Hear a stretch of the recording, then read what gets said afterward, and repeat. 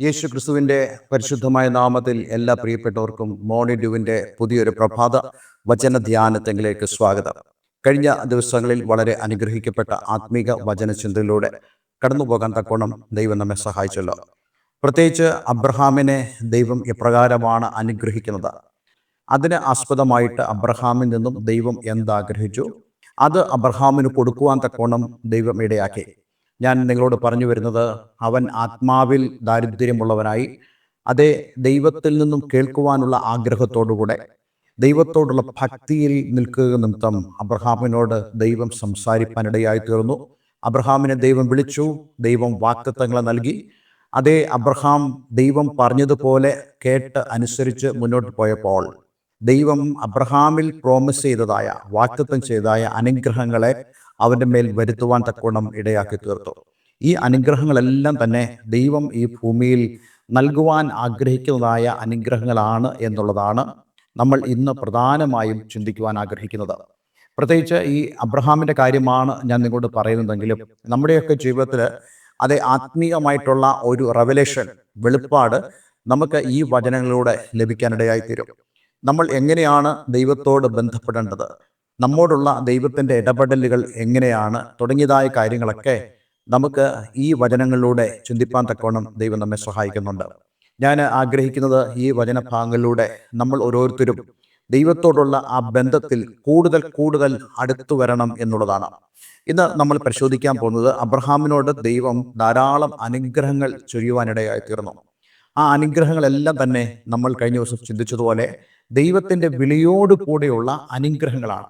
എപ്പോഴും നമ്മൾ മനസ്സിലാക്കണം, ദൈവം നമ്മെ വിളിക്കുന്നത് അതേ ആ വിളിയിൽ തന്നെ നമുക്കുള്ള അനുഗ്രഹങ്ങളും ദൈവം വെച്ചിട്ടാണ് നമ്മെ വിളിക്കുന്നത്. അല്ലെങ്കിൽ മറ്റൊരു തരത്തിൽ പറഞ്ഞാൽ, ദൈവം നമ്മെ വിളിക്കുന്നത് അനുഗ്രഹങ്ങളിലേക്കാണ്. പ്രത്യേകിച്ച് ഇന്നലെ നമ്മൾ ചിന്തിച്ചതുപോലെ ദൈവം നമ്മെ തിരഞ്ഞെടുക്കുന്നത് ദൈവം നമ്മിലൂടെ ലോകത്തിന് വെളിപ്പെടുത്തുവാനാണ്. അതേ ദൈവത്തിൻ്റെ വചനം കേട്ട് ശ്രദ്ധയോട് കേട്ട് അത് അനുസരിക്കുന്നവരായ ഏതൊരു വ്യക്തിയുടെ ജീവിതത്തിൽ അത് ഒരു അനുഗ്രഹമായി ലോകത്തിൽ വെളിപ്പെടുവാനിടയായിത്തീരും. അതുകൊണ്ട് ഇന്നലെ കേൾക്കുന്ന പ്രിയമുള്ളവരെ, നമ്മൾ തിരഞ്ഞെടുക്കുന്നത് അതേ അനുഗ്രഹമാണെങ്കിൽ, ദൈവത്തിൽ നിന്നും കേട്ട് അനുസരിക്കുന്നതാണ് തിരഞ്ഞെടുക്കുന്നതെങ്കിൽ, തീർച്ചയായിട്ടും അബ്രഹാമിനെ പോലെ നമ്മളും ഒരു അനുഗ്രഹമാകുവാൻ തക്കോണം ഇടയായിത്തീരും.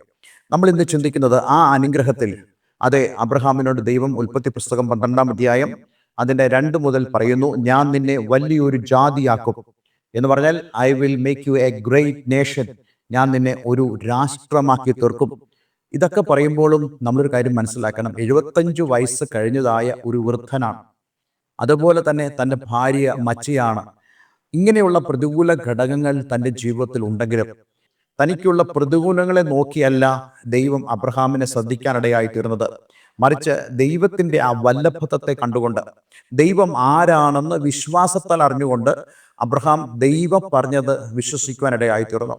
നമ്മുടെയൊക്കെ ജീവിതത്തിൽ ദൈവം നമ്മളോട് എന്തെങ്കിലും കാര്യങ്ങളൊക്കെ പറഞ്ഞാൽ, അല്ലെങ്കിൽ ദൈവവചനത്തിലൂടെ ദൈവം നമ്മോട് സംസാരിച്ചാൽ, നമ്മൾ ദൈവത്തെക്കാൾ ഉപരി നമ്മുടെ യാഥാർത്ഥ്യങ്ങളെയായിരിക്കും നമ്മൾ വിശ്വസിക്കുന്നത്.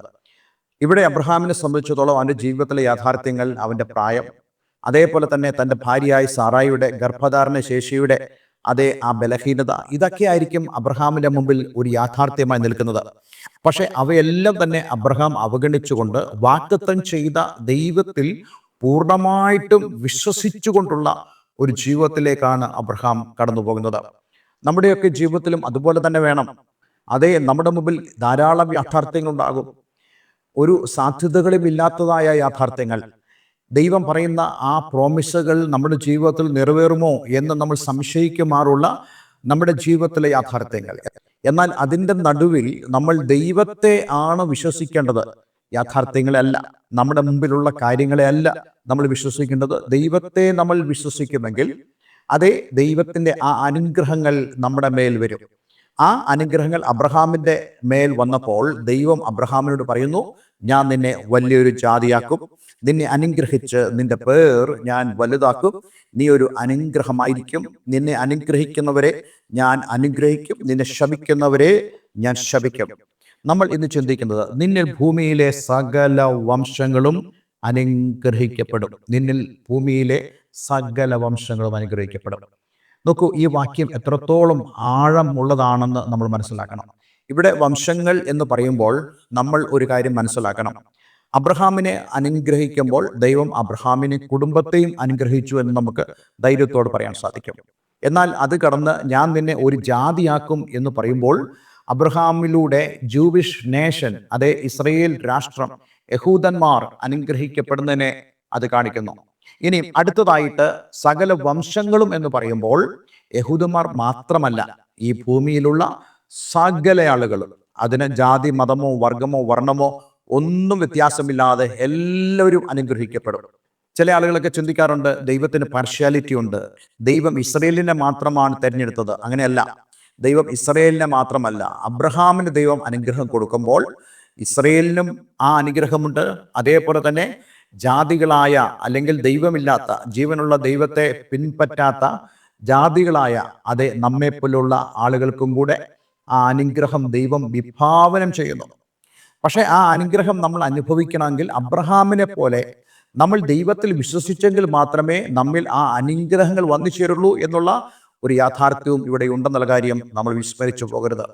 നോക്കൂ, ഈ കാര്യങ്ങളെ തെളിയിക്കുന്നതായ 2 സുപ്രധാന വാക്യങ്ങൾ ഞാൻ നിങ്ങളെ വായിച്ചു കേൾപ്പിക്കാൻ ആഗ്രഹിക്കുന്നു. അതിനുവേണ്ടി ഒന്നാമതായിട്ട് ഗലാത്യ ലേഖനം 3-ാം അധ്യായം അതിന്റെ 8 മുതൽ 9 വരെയുള്ള വാക്യങ്ങൾ വായിക്കുന്നു. എന്നാൽ ദൈവം വിശ്വാസം മൂലം ജാതികളെ നീതീകരിക്കുന്നു എന്ന് തിരുവെഴുത്ത് മുൻ കണ്ടിട്ട് നിന്നിൽ സകല ജാതികളും അനുഗ്രഹിക്കപ്പെടും എന്നുള്ള സുവിശേഷം അബ്രഹാമിനോട് മുമ്പുകൂട്ടി അറിയിച്ചു. അങ്ങനെ വിശ്വാസികൾ വിശ്വാസിയായ അബ്രഹാമിനോടുകൂടെ അനുഗ്രഹിക്കപ്പെടുന്നു. അപ്പോൾ നമ്മൾ എങ്ങനെയാണ് അനുഗ്രഹിക്കപ്പെടുന്നത്? അബ്രഹാം എങ്ങനെ അനുഗ്രഹിക്കപ്പെട്ടു? അബ്രഹാം വിശ്വാസം മൂലം അനുഗ്രഹിക്കപ്പെട്ടു, അല്ലെങ്കിൽ അബ്രഹാം വിശ്വാസം മൂലം നീതീകരിക്കപ്പെട്ടു. അതായത് അബ്രഹാം ദൈവത്തിൽ വിശ്വസിക്കുക വഴി അവൻ ദൈവത്താൽ നീതീകരിക്കപ്പെട്ടു എന്ന് തിരുവെഴുത്ത് പറയുന്നു. പ്രത്യേകിച്ച് എബ്രായ ലേഖനത്തിൽ നമുക്കത് വായിക്കാൻ കഴിയുന്നുണ്ട്. അബ്രഹാം ദൈവത്തിൽ വിശ്വസിച്ചു, അതവന് നീതിയായി കണക്കിട്ടു. ഇവിടെ അതുമായി ബന്ധപ്പെട്ട് തന്നെ ഗലാത്യ ലേഖനത്തിൽ അപ്പോസ്തലൻ പൗലോസ് പറയുന്നു, ദൈവം വിശ്വാസം മൂലം ജാതികളെ നീതീകരിക്കുന്നെന്ന് തിരുവെഴുത്ത് മുൻ കണ്ടിട്ട് എന്ന് പറഞ്ഞാൽ അബ്രഹാമിന്റെ ആ സമയത്ത് പോലും തിരുവെഴുത്ത്, അതേ ഈ ഉൽപ്പത്തി പുസ്തകം 12-ാം അധ്യായം 2-3 വാക്യങ്ങളിൽ പറയുന്ന പോലെ തിരുവെഴുത്ത് മുൻ കണ്ടിട്ട് നിന്നിൽ സകല ജാതികളും അനുഗ്രഹിക്കപ്പെടുമെന്നുള്ള സുവിശേഷം അബ്രഹാമിനോട് മുമ്പ് കൂട്ടി അറിയിച്ചു. അപ്പോൾ ഇതൊരു സുവിശേഷമാണ്. അപ്പോൾ അങ്ങനെയാണെങ്കിൽ ദൈവം അബ്രഹാമിനോട് ഒരു സുവിശേഷമായി, അതേ ഈ ഉൽപ്പത്തി പുസ്തകം 12-ാം അധ്യായത്തിൽ വളരെ വ്യക്തമായി പറയുന്നു, നിന്നിൽ സകല ജാതികളും അനുഗ്രഹിക്കപ്പെടും. 9-ാം വാക്യം നമ്മൾ ഇങ്ങനെ വായിക്കുന്നുണ്ട്, അങ്ങനെ വിശ്വാസികൾ വിശ്വാസിയായ അബ്രഹാമിനോടുകൂടെ അനുഗ്രഹിക്കപ്പെടുന്നു. അപ്പോൾ ആ അബ്രഹാമിന്റെ അനുഗ്രഹം ദൈവം നമ്മിലേക്ക് പകരുന്നത് നമ്മൾ ദൈവത്തെ വിശ്വസിക്കുമ്പോഴാണ്. ആ അനുഗ്രഹങ്ങൾ ദൈവം സകല ജാതികളെ മേൽ പകർന്നിരിക്കുന്നു എന്നുള്ളത് വിശ്വാസത്താൽ കണ്ടുകൊണ്ട് നമ്മൾ ദൈവത്തിൽ വിശ്വസിക്കുമ്പോൾ ആ അബ്രഹാമിന് കൊടുത്ത ആ അനുഗ്രഹത്തിന്റെ ഒരു ഭാഗമായി തീരുവാൻ നമുക്ക് സാധിക്കുന്നു. പലപ്പോഴും ആളുകൾ ചോദിക്കാറുണ്ട്, എങ്ങനെയാണ് ആ അബ്രഹാമിന്റെ അനുഗ്രഹം എൻ്റെ മേൽ വരുന്നത്?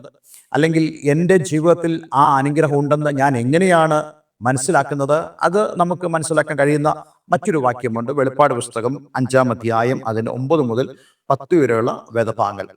പുസ്തകം വാങ്ങുവാനും അതിന്റെ മുദ്ര പൊട്ടിപ്പാനും നീ യോഗ്യൻ. നീ അറുക്കപ്പെട്ടു നിന്റെ രക്തം കൊണ്ട്, യേശുക്രിസ്തുവിന്റെ രക്തം കൊണ്ട്, സർവ്വഗോത്രത്തിലും ഭാഷയിലും വംശത്തിലും ജാതിയിലും നിന്നുള്ളവരെ ദൈവത്തിനായി വിലയ്ക്ക് വാങ്ങി. ഞങ്ങളുടെ ദൈവത്തിന് അവരെ രാജ്യവും പുരോഹിതന്മാരും ആക്കി വെച്ചു. അവർ ഭൂമിയിൽ വാഴുന്നു എന്നൊരു പുതിയ പാട്ട് അവർ പാടുന്നു. നോക്കൂ, ഇത് നിത്യതയിൽ സംഭവിക്കുന്ന ഒരു കാര്യമായിട്ടാണ് വെളിപ്പാട് പുസ്തകത്തിൽ പ്രവചനികമായി എഴുതിയിരിക്കുന്നത്. പുസ്തകം വാങ്ങുവാനും അതിന്റെ മുദ്ര പൊട്ടിപ്പാൻ നീ യോഗ്യൻ. അതേ, അവർ പാടുന്നതായ പാട്ടിതാണ്, നീ യോഗ്യൻ. നീ പുസ്തകം വാങ്ങുവാനും അതിന്റെ മുദ്ര പൊട്ടിക്കുവാനും, ജീവന്റെ പുസ്തകം വാങ്ങുവാനും അതിന്റെ മുദ്ര പൊട്ടിക്കുവാനും. അതേ, നിന്റെ രക്തം കൊണ്ട് സർവ്വഗോത്രത്തിലും ഭാഷയിലും, അവിടെയാണ് പ്രധാനപ്പെട്ട കാര്യമിരിക്കുന്നത്. സർവ്വഗോത്രത്തിലും ഭാഷയിലും വംശത്തിലും ജാതിയിലും നിന്നുള്ളവരെ ദൈവത്തിനായി വിലയ്ക്ക് വാങ്ങി. എങ്ങനെ വാങ്ങി? അതേ, യേശുക്രിസ്തുവിന്റെ ആ ക്രൂശ് മരണത്താൽ അവൻ മറുവില കൊടുത്തുകൊണ്ട് നമ്മെ ഓരോരുത്തരെയും വാങ്ങി. അതെ, എന്തിനായി വാങ്ങി? അതേ, ദൈവത്തിന്റെ ആ നിത്യ പദ്ധതിക്ക് വേണ്ടി അവൻ വാങ്ങി. അതേ, അബ്രഹാമിനോടുകൂടെ നാമും അനുഗ്രഹിക്കപ്പെടുന്നതായ ആ അനുഗ്രഹം. അങ്ങനെയാണെങ്കിൽ ആ അനുഗ്രഹം എന്താണ്? ആ അനുഗ്രഹം യേശുക്രിസ്തു മൂലം നമുക്ക് ലഭിക്കുന്നതായ അനുഗ്രഹമാണ്. യേശുക്രിസ്തു മൂലം നമുക്ക് ലഭിക്കുന്ന ഏറ്റവും വലിയ അനുഗ്രഹം ഏതാണ്? അത് ആ നിത്യതയുടെ അനുഗ്രഹമാണ്. അതായത് നമ്മൾ ഈ ഭൂമി വിട്ട് നമ്മൾ ഓരോരുത്തരും സ്വർഗത്തിലേക്ക് ചെല്ലുന്നു. ആ നിത്യതയിൽ കോടാനുകോടി യുഗങ്ങൾ നമ്മൾ വാഴുന്നു എന്നുള്ളതാണ് നമ്മുടെ ഈ അനുഗ്രഹം. നമ്മൾ നേരത്തെ തന്നെ അബ്രഹാം തൻ കൂടാരങ്ങളിൽ പാർത്തുകൊണ്ട്, അതെ, അബ്രഹാം ദൈവം വാഗ്ദത്തം ചെയ്തതായ കനാൻ ദേശത്ത് ചെന്നിട്ട് അവൻ വാഗ്ദത്ത ദേശത്ത് ഒരു അന്യദേശത്തെന്ന പോലെ പരദേശിയായി പാർത്തുകൊണ്ട് ദൈവം ശില്പിയായി നിർമ്മിച്ചതും അടിസ്ഥാനമുള്ളതുമായ നഗരത്തിനായി കാത്തിരുന്നു എന്ന് വിശുദ്ധ വേദപുസ്തകം പറയുമ്പോൾ അതിനർത്ഥം നമ്മൾ എല്ലാവരും അതേ ആ കാണിപ്പാനിരിക്കുന്ന ദേശത്തേക്ക് പോകുവാൻ വിളിക്കപ്പെട്ടവരാണ്. അതുകൊണ്ട് ആ യാത്രയിൽ നമുക്ക് ഉണ്ടാകാവുന്ന ആ അനുഗ്രഹങ്ങൾ അത് ആത്മീയമായ അനുഗ്രഹങ്ങളാണ്. ആ അനുഗ്രഹം ക്രിസ്തുയേശുവിൽ ദൈവം നമുക്ക് നൽകിയിരിക്കുന്നു. അതുകൊണ്ടാണ് എഫീസ്യ ലേഖനം 1-ാം അധ്യായം 2-ാം വാക്യത്തിൽ നമ്മൾ വായിക്കുന്നത്, സ്വർഗത്തിലെ സകല ആത്മീക അനുഗ്രഹങ്ങളാലും നമ്മെ അവൻ അനുഗ്രഹിച്ചിരിക്കുന്നു. ആ അനുഗ്രഹം എന്തൊക്കെയാണ്? അതെ, നമ്മുടെ വിശ്വാസം ഒരു അനുഗ്രഹമാണ്, നമ്മുടെ വീണ്ടെടുപ്പ് ഒരു അനുഗ്രഹമാണ്, നമ്മുടെ വാഗ്ദത്തങ്ങൾ അനുഗ്രഹമാണ്, നമ്മുടെ റെക്കൺസിലിയേഷൻ, ദൈവത്തോടുള്ള നമ്മുടെ നിരപ്പ് മറ്റൊരു അനുഗ്രഹമാണ്, നമ്മുടെ വീണ്ടെടുപ്പ് ഒരു അനുഗ്രഹമാണ്. ഇങ്ങനെ അതേ ആ നിത്യതയിലേക്കുള്ള യാത്രയിൽ ഇതെല്ലാം തന്നെ നമ്മുടെ അനുഗ്രഹങ്ങളാണെന്ന് വിശുദ്ധ വേദപുസ്തകം പറയുന്നു. അങ്ങനെയാണെങ്കിൽ അബ്രഹാമിലൂടെ നമുക്ക് ലഭിച്ചതായ ആ അനുഗ്രഹം ഇന്ന് നമ്മൾ വിശ്വാസത്താൽ അനുഭവിക്കുന്നവരാണ്.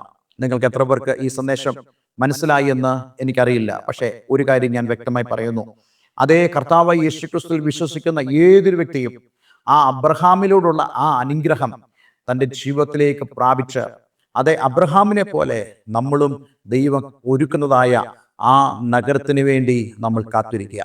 അതെ, വേഗം നമ്മൾ ആ നഗരത്തിലേക്ക് പ്രവേശിക്കും, ആ നിത്യത്തിലേക്ക് നമ്മൾ പ്രവേശിക്കും. അതെ, നമ്മൾ ഓരോരുത്തരും അബ്രഹാമിനെ പോലെ ദൈവത്തിൽ വിശ്വസിക്കുവാനും, അതെ, ആ വിശ്വാസം നമ്മുടെ ജീവിതത്തിൽ നീതിയായി കണക്കിടുവാനും നാം നമ്മെ തന്നെ ഏൽപ്പിച്ചു കൊടുക്കാം. ഒരു വാക്ക് നമുക്ക് പ്രാർത്ഥിക്കാം. സ്വർഗീയ പിതാവേ, ഇന്ന് ഞങ്ങളെ കേൾപ്പിച്ച വളരെ മനോഹരമായ സന്ദേശത്തിനായി സ്തോത്രം. ഞങ്ങളുടെ ജീവിതത്തിൻ്റെ ആ ഒരു വളരെ അർത്ഥവത്തായ ആത്മീക പാഠങ്ങൾ ഞങ്ങൾക്ക് ഗ്രഹിപ്പാൻ തക്കണം അങ്ങ് സഹായിക്കുന്നതിനായി സ്തോത്രം. അബ്രഹാമിനെ അനുഗ്രഹിച്ചതായ അനുഗ്രഹം എങ്ങനെ ഞങ്ങളിലേക്ക് കടന്നു വരുന്നു? അബ്രഹാമിനോട് പറഞ്ഞതായ ആ വാഗ്ദത്തം, നിന്നിൽ സകല വംശങ്ങളും ജാതികളും അനുഗ്രഹിക്കപ്പെടും, അത് എപ്രകാരം ഞങ്ങളുടെ ജീവിതത്തിൽ നിറവേറുന്നു എന്നുള്ളത് ഞങ്ങൾക്കിന്ന് മനസ്സിലാക്കുവാൻ തക്കണം സഹായിച്ചതിനായി സ്തോത്രം. ഈ വചനം കേൾക്കുന്ന ഏവരെയും ഞാൻ യേശുവിൻ്റെ നാമത്തിൽ അനുഗ്രഹിക്കുന്നു. പ്രാർത്ഥന കേട്ടതിന് നന്ദി. യേശു ക്രിസ്തുവിൻ നാമത്തിൽ തന്നെ. ആമേൻ, ആമേൻ. സ്വർഗത്തിലെ സകല ആത്മീയ അനുഗ്രഹങ്ങളാലും അനുഗ്രഹിക്കപ്പെടുവാൻ ദൈവം നമുക്ക് ഭാഗ്യം നൽകിയിരിക്കുന്നു. ആ അനുഗ്രഹം പ്രാപിക്കാത്ത ആരെങ്കിലും ഇന്ന് എന്നെ കേൾക്കുന്നുണ്ടെങ്കിൽ നിങ്ങൾക്കും ആ അനുഗ്രഹം പ്രാപിക്കാൻ സാധിക്കും. കർത്താവായ യേശു ക്രിസ്തുവിൽ വിശ്വസിക്കുക, എന്നാൽ നീയും നിന്റെ കുടുംബവും രക്ഷ പ്രാപിക്കും. എല്ലാവരും ദൈവം അനുഗ്രഹിക്കട്ടെ. നിങ്ങളുടെ പ്രാർത്ഥന വിഷയങ്ങളെ ഞങ്ങളെ അറിയിക്കുക. അതേപോലെ തന്നെ നിങ്ങൾക്ക് ആത്മീയമായി കൂട്ടായ്മയ്ക്ക് താല്പര്യമുണ്ടെങ്കിൽ അതിന് ഞങ്ങളെ കോൺടാക്ട് ചെയ്യാവുന്നതാണ്. എല്ലാവരും ദൈവം അനുഗ്രഹിക്കട്ടെ. Have A nice day. God bless you all.